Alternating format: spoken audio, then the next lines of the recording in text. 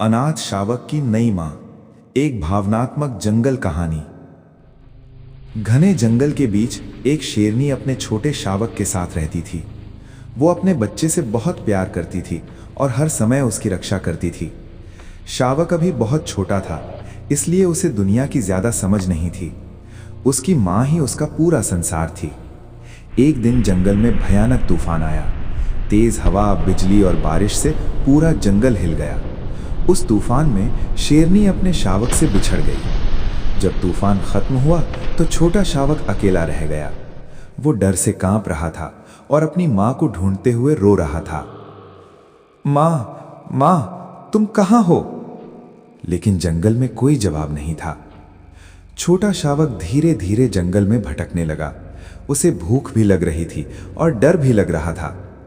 तभी एक दयालु हथिनी वहां से गुजरी। उसने छोटे शावक को देखा तो रुक गई। हथिनी ने प्यार से पूछा, तुम यहां अकेले क्यों हो छोटे? शावक रोते हुए बोला, मेरी मां तूफान में खो गई, मैं बहुत अकेला हूं। हथिनी का दिल पिघल गया। उसने सोचा कि इस छोटे बच्चे को अकेला छोड़ना ठीक नहीं होगा। वो उसे अपने साथ ले गई। हथिनी पहले से ही जंगल के किनारे अपने बच्चे के साथ रहती थी। उसने शावक को भी अपने बच्चे की तरह प्यार देना शुरू कर दिया। वो उसे खाना ढूंढना सिखाती, खतरे से बचना सिखाती और हमेशा उसकी रक्षा करती। धीरे धीरे शावक बड़ा होने लगा। अब वो पहले से ज्यादा मजबूत और समझदार हो गया था। वो हथिनी को ही अपनी मां मानने लगा था। एक दिन जंगल में कुछ शिकारी आ गए। वे जानवरों को पकड़ने के लिए जाल बिछा रहे थे।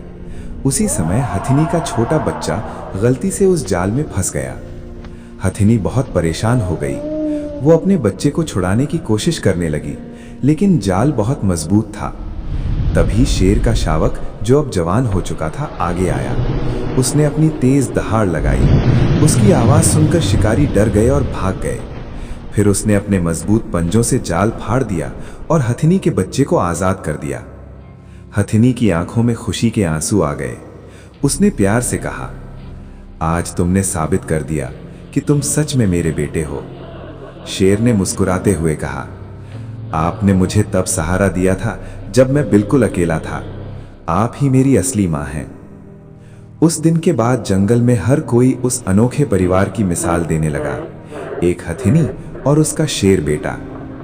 इस कहानी से हमें ये सीख मिलती है कि प्यार और दया से बना रिश्ता खून के रिश्तों से भी मजबूत होता है।